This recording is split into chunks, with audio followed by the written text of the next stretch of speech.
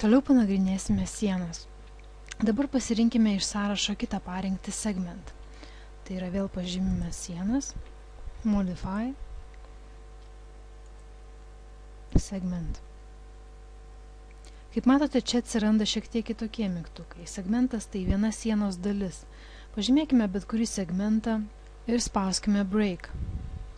Nuspauskime W, kad iškviestumėme komandą move ir su pelyte pajudinkime segmentą.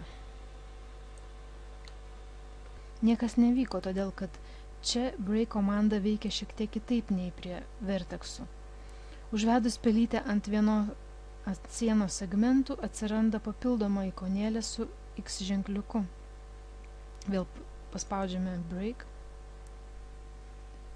Kaip matote, atsiranda X ženkliukas ir čia galim jam esant matomam žymėti bet kurioje sienos vietoje ir siena padalinama.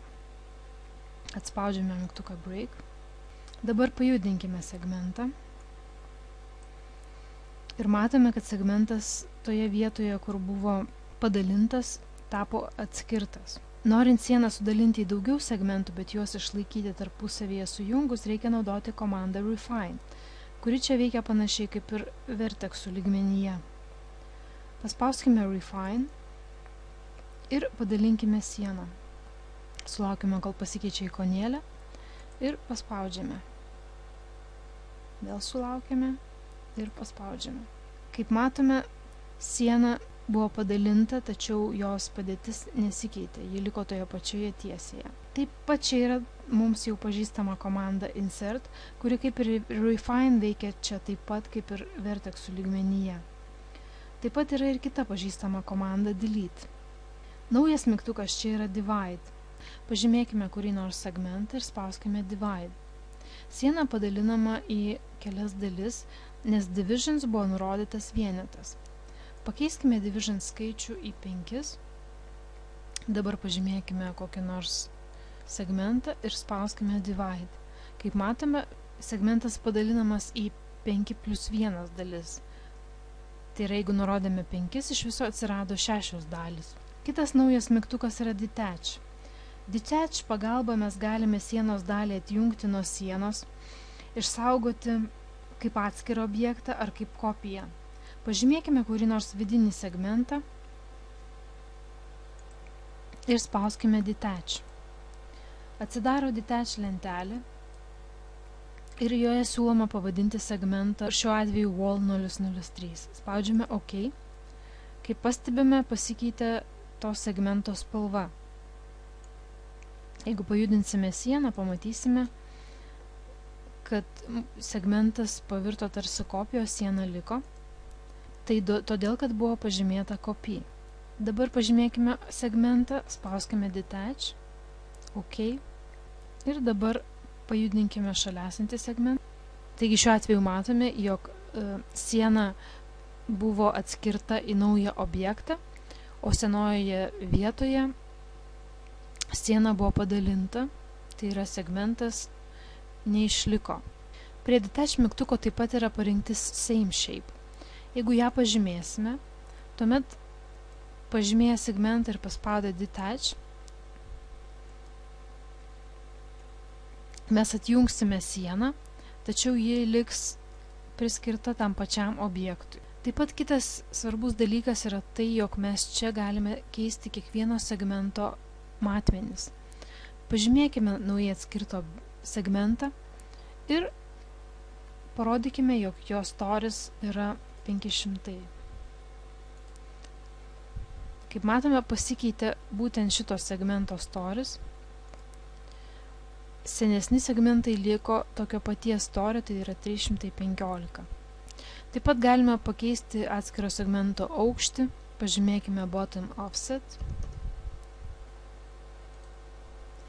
Ir šiuo atveju segmentas yra pakeliamas į 600 mm aukštį. Dabar liko išnagrinėti profile lygmenį. Čia iš esmės atsiranda galimybė sukurti sieną ne stačiakampę, bet su stogeliu. Pažymėkime vieną iš segmentų. Pasirinkime height 500 ir spauskime create gable. Kaip matote, pakilo segmento viršūnė tarsi stogelis. Prisiartinkime ir pažiūrėkime.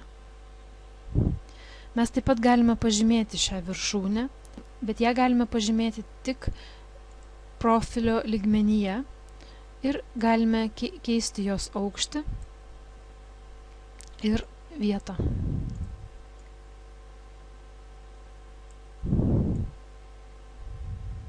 Taip pat pastebėsite, jog negalime jos nuleisti žemiau negu pačios sienos aukštis. Mygtukai Insert ir Delete veikia panašiai kaip ir kitose lygmenyse ir irgi kuria sienose stogeliui skirtas viršūnės. Taip pat stogeliui skirtą viršūnę mes galime sukurti ir apatinėje sienos dalyje. Pasirenkame Insert, paspaudžiame ir tempiame pilytę žemyn. Taigi mes sukūrėme viršūnę žemiau grindų, atspaudžiame Insert ir mes taip pat galime pažymėti šią viršūnę ir ją kelti aukštyn arba žemyn, tačiau negalime jos pakelti aukščiau negu grindų linija. Taigi išsamiai susipažinome su įrankiu Wall. Pažymime ir ištriname visus mums nereikalingus elementus, pasiliekame tik tai sieną. Ir čia pametate, įvyko keletas klaidų, kurias mes galime ištaisyti. Taigi pažymėkime Modify, pažymėkime sieną, pažymėkime Modify, pasirinkime segmentų lygmenį, pažymėkime segmentą, pasirinkime Snaps ir pritraukime segmentą, atspaudžiame Snap, išeiname iš Modify, apžiūrime, siena pataisyta, nuspaudžiame F3, taip pat matome, kad pamiršome vieną sienos elementą sukurti, pasirinkame AEC Extended, paspaudžiame Wall, nustatymai šiuo atveju mums tinka, pasirenkame Left, Snap ir nupiešiame trūkstamą sieną, spaudžiame dešinį pelės mygtuką, spaudžiame Modify, Attach ir prijungiame sieną prie visos bendros sienos. Atspaudžiame Attach ir išsaugome projektą.